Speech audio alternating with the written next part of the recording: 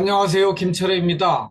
2025 지방자치행정론 제2장에 대한 강의 동영상을 올려드리도록 하겠습니다.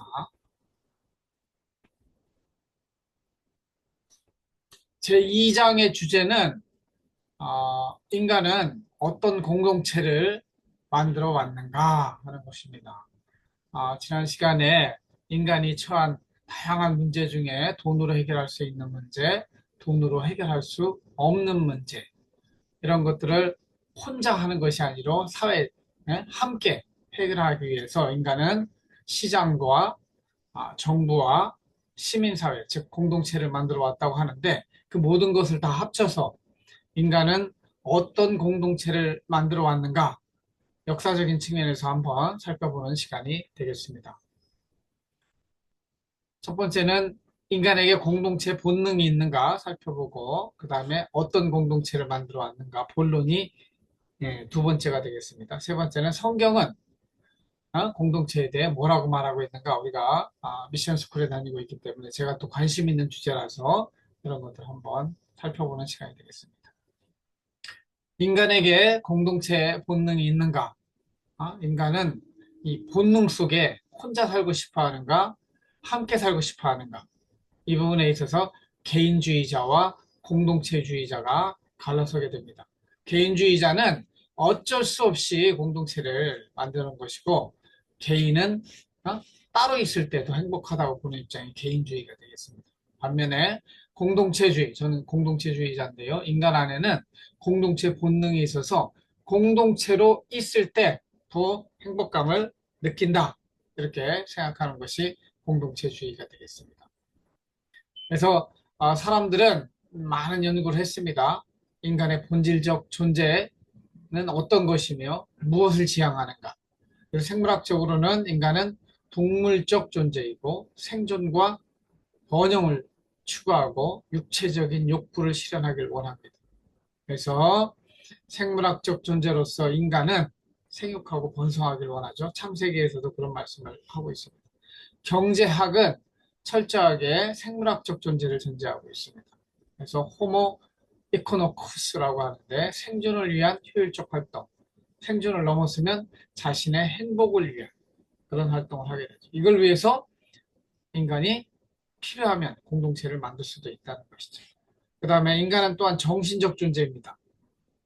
정신적 존재라고 하는 것은 인간 안에는 도덕과 이성이 있는 것이죠. 그래서 이쪽 부분에서 대표적인 인물은 소크라테스라고 할 수 있습니다. 그래서 도덕과 정의를 추구하고 있죠. 창세기에도 이런 인간의 모습이 나타납니다. 이 밖에 여기까지가 인본주의자적 견해고, 신앙생활하는 저의 입장에서는 인간은 영적 존재다. 그래서 생물학적인 정신적 존재에 넘어 사후세계에 대한 관점이 있고 영혼의 욕구가 있다. 그래서 성경에 아브라함은 이런 사람의 표상으로 표시되고 있습니다.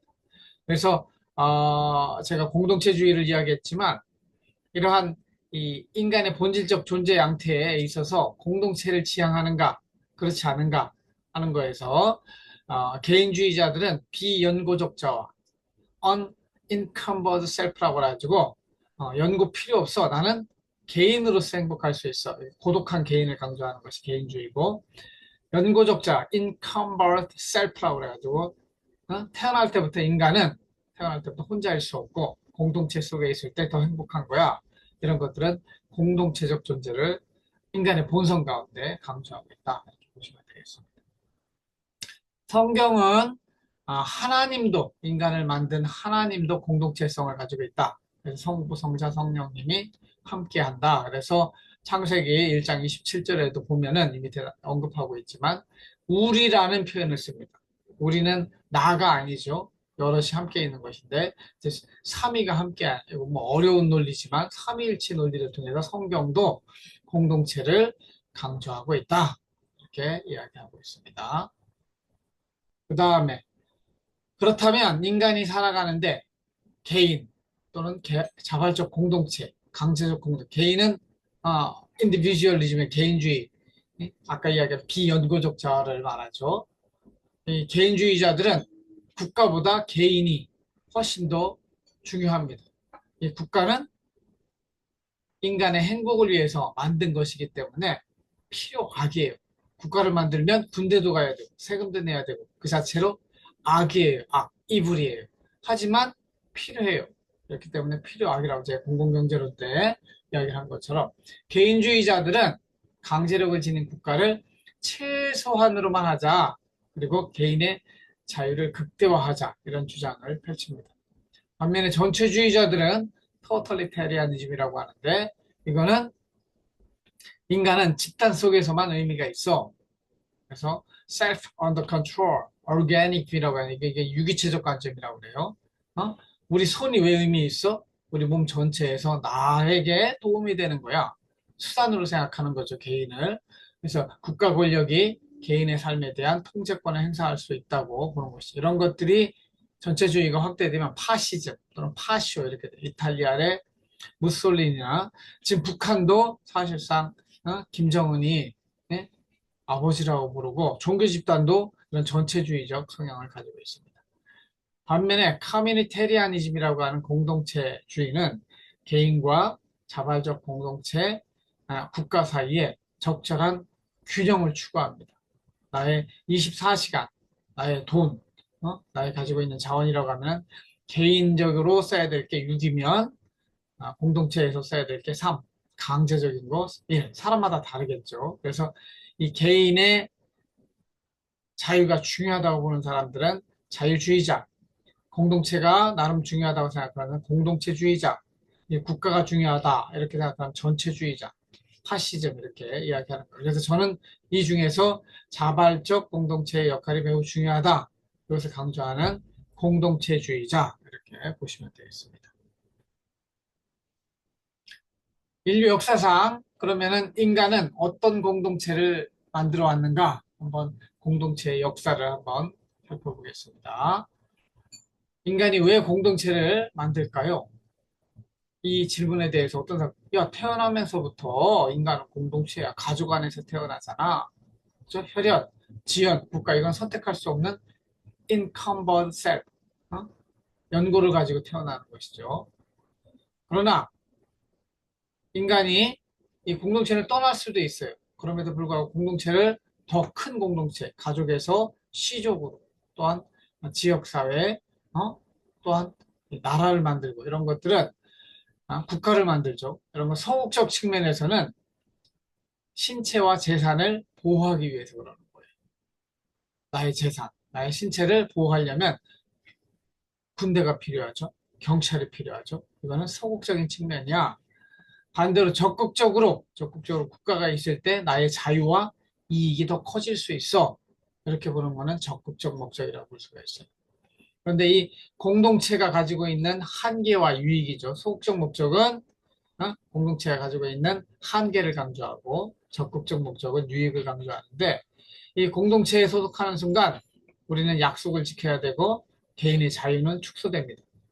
특히 강제적 공동체에 속하면은 감옥과 형벌이 따르게 돼요. 비강제적인 공동체는 도덕적 가책이 따르게 되죠. 그러나 공동체가 있으면 공동체를 통해 더 큰 행복을 이룰 수도 있어요. 취미 생활도 더 재밌게 할 수 있고 국가 안에서 국가의 축구 경기가 있을 때 소속감 속에서 기쁨을 느낄 수도 있죠. 이 부분에 대해서 페르난디난트죠. 페르난디난트 테니스라는 사람이 있어요. 여러분 사탐 시간에 배웠을 텐데 독일의 초기 사회학자는 인간은 공동사회에 속하기도 하고 이익사회에 속하기도 하는데 이 이익사회는 기업이나 정당, 국가 자신의 이익을 위해서 게젤샤프트 직접 만드는 거예요. 자발적으로 참여해서. 반면에 게마인샤프트라고 하는 전통적인 사회는 혈연과 지연으로 즉 내가 선택할 수 없는 가운데 소속하게 되는 건 공동사회 또 내가 이익을 위해서 내 의지로 선택한 사회는 이익사회. 그래서 동시에 여러분의 가족 안에서는 공동사회고 여러분이 한남대 연구, 한남대 동문이 됐잖아요. 이런 것들은 게젤샤프트라고 볼 수가 있겠습니다. 공동체의 장점과 한계, 그동안 인간이 만들어 온 인간 공동체를 하나씩 살펴보면서 장점과 한계를 따져보는 거예요. 인간이 처음 만든 공동체는 가족 공동체죠. 그래서 혈연 관계를 기초로 만들어지고 씨족, 가족을 넘어서 씨족 공동체를 형성해서 우리 대전에서 송천동을 송씨마을에 긍정적으로는 자선의 재생산, 정서적 유대함, 생계의 공동 해결 이런 것들이 가능하게 되죠. 반면에 이 시족 공동체는 아직 군대를 만들지 못했기 때문에 외부 폭력으로부터 신체와 재산을 보호하기는 어렵습니다. 그리고 비자발적으로 소속하게 되기 때문에 이 부분에 대해서 부정하는 사람들이 있어요. 그래서 결국 인간은 가족 공동체에 머물지 않고 이거보다 좀 더 큰 정치적 공동체, 국가 공동체를 형성해 나가게 된다. 그리고 이 안에서 생계의 문제도 적절히 해결할 수 없기 때문에 좀 더 큰 시장이라고 하는 또 큰 경제적 공동체를 만들어 간다. 이렇게 이해하시면 되겠습니다. 그 다음에 인간이 만든 정치적 이익 공동체가 있어요. 우리가 배우는 지방자치단체가 여기에 속하는데 외적의 침입과 범죄자로부터 나의 생명과 재산을 보호해야 되잖아요. 그러면 강제력을 지닌 공동체를 만들 필요가 있어요.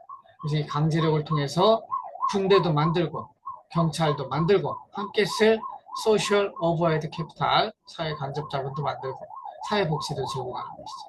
그러나 이 국가나 지방단체를 만들므로 인해서 우리는 강제성을 지닌 이 공동체 속에 속하게 되고 자유가 그만큼 사라집니다. 그리고 일정한 국가나 지방자치단체에 횡포가 있을 수도 있어요. 옛날에 탐관오리가 그랬듯이 강제력을 보유한 공무원들이, 권력자들이 최근 가장 문제되고 있는 게 검찰이잖아요. 이들이 가지고 있는 권력을 통해서 횡포를 행사할 수도 있습니다.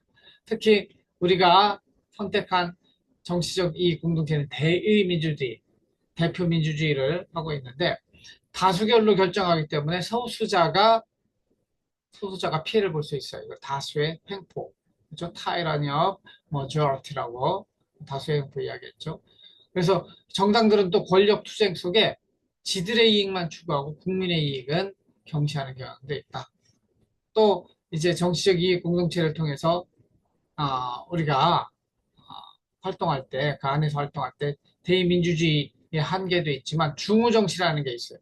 중우정치라고 하는 거는 어리석은 정치, 즉 퍼퓰리즘. 국민들이 누구를 뽑아줘요? 기본소득 준다고 하면 돈 준다고 하는 거 계속 뽑아줘.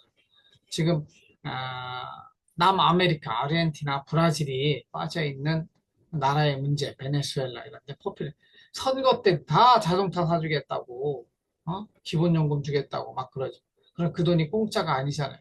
결국 나라가 망하는 쪽으로 가는 거를 포퓰리즘이라고 해요. 그리고 권력 투쟁 속에서 정치적 이익 공동체에 너무 어? 기대를 하게 되면 결국 복지병, 웰페어 디지즈라고 국가가 다 해주겠지. 국가가 그냥 기본소득 준다고 그랬지. 일을 안 해요. 일을 안 하게 되는 그 국민적인 병을 복지병이라고 부릅니다. 한번 찾아보세요. 그 다음에 경제적인 이익 공동체. 이거는 사실상 자발적 공동체죠. 자발적 조직을 통해 경제적인 이익을 추구합니다. 여러분들이 보게 된 삼성전자와 같은 주식회사, 제가 강조하는 협동조합도 이윤을 추구합니다.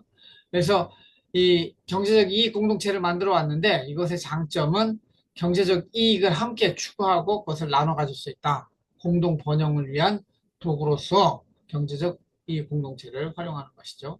반면에 이 경제적 이익 공동체 중에 주식회사를 비롯한 이런 사회는 자본주의의 원칙을 따르고 있기 때문에 자본주의는 기본적으로 탐욕을 추구합니다. 이윤 국대화를 추구하다 보니까 결국은 능력주의로 인해서 능력 있는 사람은 부익부, 빈익빈, 능력과 권력이 있는 인간들이 부자가 되고 빼먹고 무능한 인간들은 가난하들은 빈부격차가 심해지는 거죠. 그리고 돈만 알기 때문에 사람을 사람으로 대하지 않는 것, 비인격성. 그 속에서 인간은 내가 누구인가? 나는 기계인가? 도구인가? 이런 마음이 드는 걸 인간 소외라고 해요. 그래서 결국은 이 경제적 이익 공동체를 만들어 가지만 실제 나타나고 있는 현상은 자본과 권력의 결탁, 정경유착, 대통령과 기업인이 짝짝꿍해가지고 지들만 해.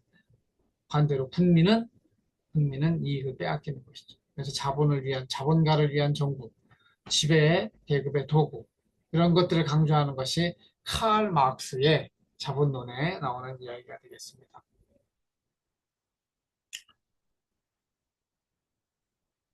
그 다음에 국가 단위를 넘어서 인류 공동체로서 만들어낸 게 유엔과 OECD, 뭐 여러분들이 생각하는 유니세프, 그린피스 이런 것들이 있잖아요.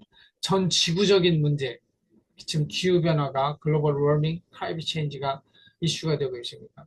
100년 만에 내리지 않던 비가 내리고 있고 그것으로 인해서 강릉도 100년 만에 가뭄이 오고 있다고 그러잖아요. 그러나 이 세계 공동체, 인류 공동체는 뜻은 좋지만 강제력이 없어요. 강제력은 어디서부터 나오느냐? 군대와 경찰이 있어야 되는데 군대와 경찰, 세계 군대가 없어요. 오히려 미국과 중국이 세계적인 지배자로서 활동하고 있죠. 그래서 기후변화라든가 이런 쪽에 중국과 미국이 동의하지 않으면 세계 공동체는 돌아갈 수가 없어요. 유엔도 그렇고. 그래서 결국은 실제 돌아가고 있는 인류 공동체의 모습은 기득권 국가, 중국과 미국과 러시아, 소위 강대국들의 정책을 정당화하고 있죠. 트럼프가 하는 짓 보세요. 거의 깡패가 하는 것처럼. 빅투인 미국과 중국의 영향력이 크다. 이렇게 이해하시면 되겠습니다. 그 밖에 저는 뭐 신앙 공동체로서 교회 공동체에 관련된 책을 쓰고 있는데 여기는 함께 예배를 드리고 함께 생활하기 위해서 만들어진 공동체예요.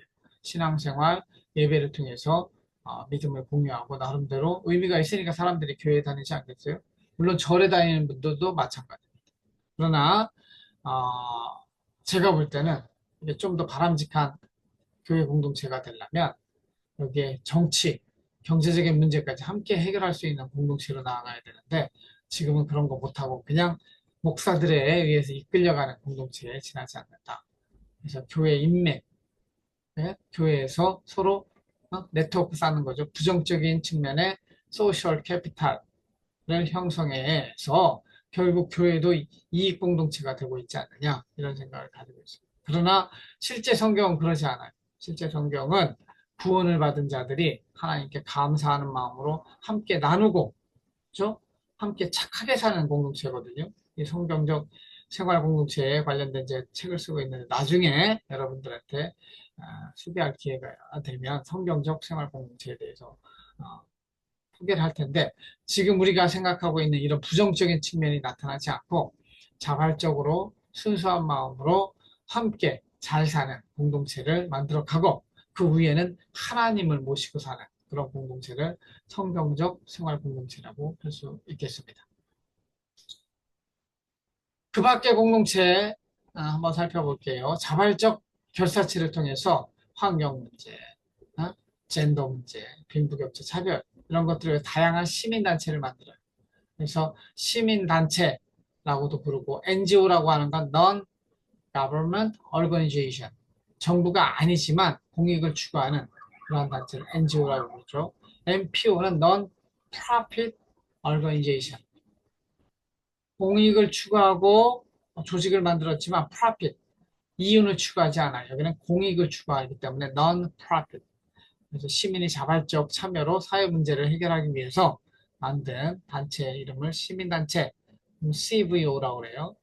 그 다음에 하지만 이 우리나라의 현실은 이 시민단체들이 정치적으로 좌우 보수 진보에 매몰되어서 이념 전쟁하고 정치에 빠져 있는 모습은 올바르지 못한 모습이다 이렇게 볼 수 있겠습니다.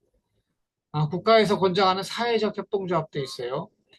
협동조합은 기업 조직이지만 목적은 이윤 추구가 아니라 사회적인 문제, 일자리 문제, 사회복지 문제를 해결하는 이런 것들을 사회적 협동조합이라고 할 수 있는데 이것도 결국 정부가 주는 돈 타먹고 결국 자생력이 없이 죽어버려요. 시장에서는 자생력이 있어야 되잖아요. 그런 것들이 한계가 되고 동호회, 취미 생활을 위해서 하죠. 그러나 이거는 그냥 취미를 위한 소비적인 공동체일 뿐이지 생산적인 뭐 사회 문제를 해결하기 위한 생산적 공동체는 아니다. 그래서 모든 공동체들이 장점도 있고 한계도 가지고 있기 때문에 여러분들이 각각 공동체의 특성별로 어떠한 장점이 있는지 어떠한 한계가 있는지 한번 정리해 보시면 좋겠습니다. 마지막으로 성경에서 말하고 있는 공동체를 한 번만 더 살펴보도록 하겠습니다. 성경은 이 세계를 바라보는 관점, 월드뷰라고 해서 세계관을 제시하고 있는데 성경에는 하나님이 계시며 하나님이 세상과 인간, 사탄을 만들었고 이 세상은 액터들인 인간과 사탄의 싸움이 벌어지고 있는 현장으로 볼 수 있겠죠. 특히 우리가 살아가고 있는 현 세대는 사탄의 지배력이 강하다. 하나니 저는 개인주의와 자본주의를 통해서 인간을 지배하고 있는 것이 세상이다. 이런 관점을 성경적 세계관이랍니다. 그래서 여기서 살펴볼까? 하나님은 누구인가?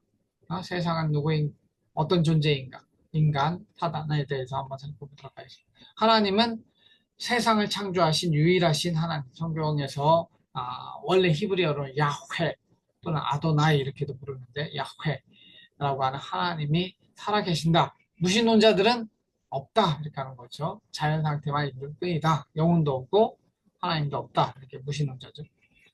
이 하나님이 가지고 있는 속성에 공동체적 속성이 있다. 그 다음에 뭐 전지전능하시고 무한한 속성을 가지고 계시다. 이 하나님이 어떻게 나타나느냐? 우리 자연 속에 나타난다. 그러면 자연 계시라고 해요. 자연 속에 natural revelation. 그다음에 성경을 통해서만 알 수 있다면 성경 바이블이라고 하죠. revelation. 그런 것들을 하나님이 우리에게 나타나신 그런 형태를 계시라고 부르는데 여기서 성경에 나타난 것은 특별 계시, 자연에 나타난 것은 자연 계시 이렇게 부릅니다. 그냥 상식으로 알고 계세요. 그러면 하나님이 만든 이 피조된 세계, created world죠. 이거는 하나님이 만드셨기 때문에 하나님의 선함이 반영되어 있어요. 그래서 자연 속에 돌아가 보면 이렇게 창조주가 있구나. 창조주가 이렇게 세상을 아름답게 운행하고 계시는구나. 그렇죠. 그래서 신성이 내재되어 있는 만물의 질서 이런 것들을 자연 계시라고 하고 그것이 없는 거는 카오스라고 해요. 카오스. 혼란스러운 상태를 케이아스 또는 카오스라고 해요. not 케이아스가 되겠죠. 그러나 성경 속에서는 이 인간이 하나님의 명령을 거역하고 불순종하게 됐어요. 그 인간이 가지고 있는 속성을 simple nature, 죄성이라고 하는데 이 죄성 가운데 하나님의 심판을 받아서 세계가 고통받고 있는 것이죠. 거기에 인간의 타락에 기여한 게 누구예요? 사탄이 기여했기 때문에 사탄이 잠시 동안이나마 이 세상을 지배하고 있는 것이죠. 그래서 이 피조된 세계는 영적인 측면에서 볼 때는 성령과 하나님이 예수 그리스도 통해서 보내신 성령과 사탄 사이에 영적 spiritual warfare가 벌어지고 있는 공간이다. 그래서 인간은 성경에서 이야기하는 세계관, 인간은 이 현세 세계에서 살다가 죽은 이후에 그 영혼은 잠시 하나님께 있다. 다시 이제 예수님이 다시 오시는 거를 재림이라고 하거든요. 2000년 전에 오신 건 초림. 그 사이를 살아가는 공간이 피조된 세계다. 이렇게 이해하시면 될 것 같습니다. 그 다음에 제일 중요한 게 인간. 성경에서 이야기하는 인간은 누구냐? 인간은 하나님이 만들었죠. 세상 속에 있는 거죠. 세상 중에 하나. 근데 하나님의 형상을 따라서. 그래서 이미지 of God. 우리가 하나님 모르지만 하나님이 가지고 계시는 그런 형상이 있어요. 모양일 수도 있고 이미지일 수도 있어요. 그것을 따라서 지음받았기 때문에 하나님의 속성을 우리가 지니게 되는 것이죠. 그래서 하나님이 인간에게 이 만물의 영장이라고 부르죠. 모든 만물을 다스리라 이렇게 했어요.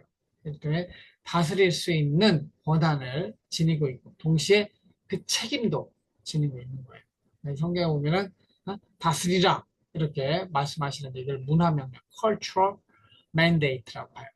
그리고 마태복음 28장에 보면은 세상에 나가서 말씀을 전하라. 이거는 대위임령, 내 대신에 네가 다 해라. 대위임령이라고 하고 창세기에 나오는 거는 문화명령 이렇게 이야기합니다. 그래서 인간은 본래 선한 인간으로 창조되었으나 불순종으로 인해서 신플레이션, 죄성을 가진 존재가 됐고 실제 행하는 거 보면은 어떤 사람은 어린아이 보면 천사 같다 그러지만 어린아이 보면 정말 욕심이 많아요. 죄성이 있는 존재로 볼 수도 있고. 그러나 성경적인 관점에서 볼 때는 그 어린아이도 성악설에 해당이 되겠습니다. 현재 창조되었을 때는 성선설이었는데 인간이 타락하고 난 이후에는 어떻게 돼요? 성악설이 되는 것이죠. 그래서 성경은 그 악한 인간이 오직 예수님의 십자가 보혈을 믿음으로만 회복될 수 있다. 그래서 by grace 하나님이 주시는 선물이죠. 내가 행위로 구원받는 것이 아니라 은혜로 구원을 받는다. 그 은혜는 믿을 때 어떤 행위가 아니고 through faith, by grace, through faith 이렇게 이야기를 하죠. 나머지 내용은 살펴보시면 되겠고 사탄은 누구냐? 사탄은 하나님처럼 되고자 하나님을 발악한 천사들이다.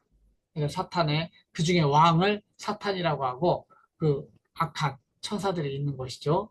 그래서 세탄, 히브리어로 적대하는 자, 성경 속에 다양한 모습이 나와요.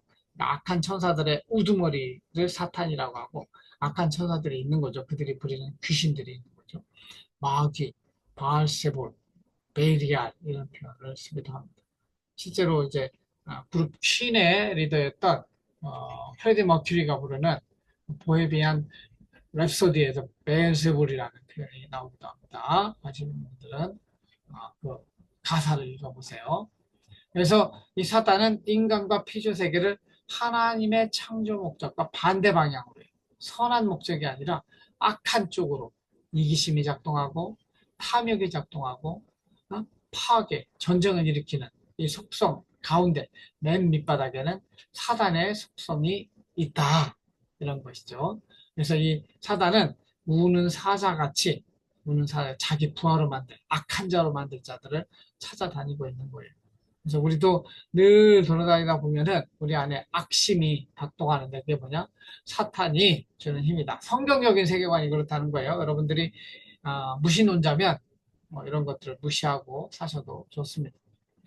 그래서 사탄은 하나님 다음으로 둘 다 눈에 보이지 않지만 보이지 않는 사탄의 존재, 하나님이 계시다고 봤을 때 하나님 다음으로 막강한 힘을 가지고 있고 지금 잠시 동안 예수님 다시 오실 때까지 이 세상을 주관하도록 허락받은 거예요. 그렇기 때문에 이 세상은 선하게 이렇게 변화된다고 하는 그 소망은 사실은 네? 이 성경적 세계관에서는 옳지 않은 것이죠. 결국은 이 세상은 다 불타 없어지고 새로운 세상이 하늘에서 내려옵니다. 요한계시록에 보면은 그러한 세계관을 가지고 있는 것이 성경적 세계관이다. 성경적 공동체라고 하는 것은 무엇을 의미하느냐? 성경적 관점에서 인간은 혼자 개인주의가 아니에요. 성경은 하나님도 공동체성을 지녔듯이 우리 하나님을 믿는 사람들은 하나님 나라를 이루어야 되는데 그것이 뭐예요? 내가 하나님의 자녀로서 함께 사는 것, 함께 사는 공동체를 이루어서 사는 것이죠. 그래서 인간은 하나님 앞에서 절대적으로 고독한 존재임과 동시에 그걸 하나님 앞에 단독자라는 키에르케고르 여러분 관심 있으시면 덴마크의 철학자 실존주의의 아버지라고 부르는 키에르케고르는 인간은 절대적으로 고독한 존재고 하나님 앞에서 단독자로 쓴다. 그때 내가 죄인임을 깨닫고 예수님이 아니면 내가 구원받을 수 없구나. 이런 고독한 존재인 동시에 인간은 공동체적 존재입니다. 그래서 하나님의 형상을 따라 지음받은 자로서 우리는 공동체를 이루어서 그것이 확대되면 하나님 나라를 이루어서 내 마음대로 사는 개인주의가 아니라 하나님 말씀에 순종하며 사는 그러한 공동체의 구성원으로 살아야 된다라고 성경에서 제시하고 있다는 것이죠.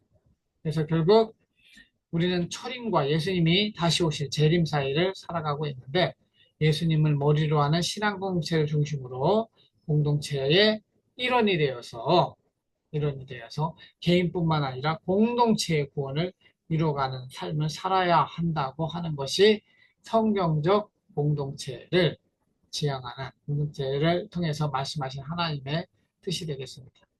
그래서 성경 안에서도 가족 공동체가 형성이 되고 부족 공동체가 형성이 되고 그렇습니다. 성경은 지금 66권, 신약 27권, 구약 39권 이렇게 되어 있는데 66권 안에 역사적으로 쭉 보면은 성경도 가족 공동체에서 시작해서 출애굽 이전까지 부족 공동체 그래서 이 이집트에서 사는 동안 200만 명까지 늘어납니다. 여기 그래서 모세를 통해서 출애굽을 하고 그 다음에 가나안 땅으로 들어오게 되죠. 이 가나안 땅에 들어와서 결국은 이제 국가 공동체, 네이션 스테이트가 되고 사무엘 시절에 사울을 최초의 왕으로 세운 왕이 없는 신정 국가에서 이제 왕이 있는 민족 국가로 변화되게 되죠. 그리고 중세, 근대를 거쳐서 현대까지 오고 있어서 현대의 성경적 공동체는 교회이지만 그것이 성경에서 제시하는 바람직한 공동체하고는 상당히 떨어져 있다. 특히 예배는 드리지만 정말로 삶을 같이 하는 생활을 같이 하는 공동체의 속성은 이루지 못하고 있다. 이것이 제가 주장하는 관점이다. 나머지 거는 여러분들이 살펴보시면 되겠습니다. 그래서 제가 성경적 생활 공동체에서 강조하는 것은 이 교회 공동체가 지금의 현대 모습으로는 머물러 있으면 안 되고 생활 공동체성을 회복해서 어? 신앙만 어? 예배만 드리는 공동체가 아니고 경제 생활도 함께하는 공동체로 발전되어 나가야 된다 하는 입장이 제가 주장하는 입장이다. 그래서 제가 주장하는 이 성경적 공동체 제3절에 대해서는 여러분들이 뭐 그냥 스킵하셔도 돼요. 그러나 1장, 1절, 2절 정도는 꼭 알고 계실 필요가 있고 나머지 내용은 여러분들하고 질의응답 시간에 함께 하겠습니다. 여러분 궁금한 거 있으면 언제든지 적어 오셔서 여러분 차례가 아니더라도 언제든지 손 들고 질문하면 함께 그것을 가지고 이야기하고 대화하도록 하겠습니다. 이상으로 제 2장에 대한 강의 동영상을 마치도록 하겠습니다. 들어주셔서 감사하고 다음 시간에 또 만나도록 하겠습니다. 감사합니다.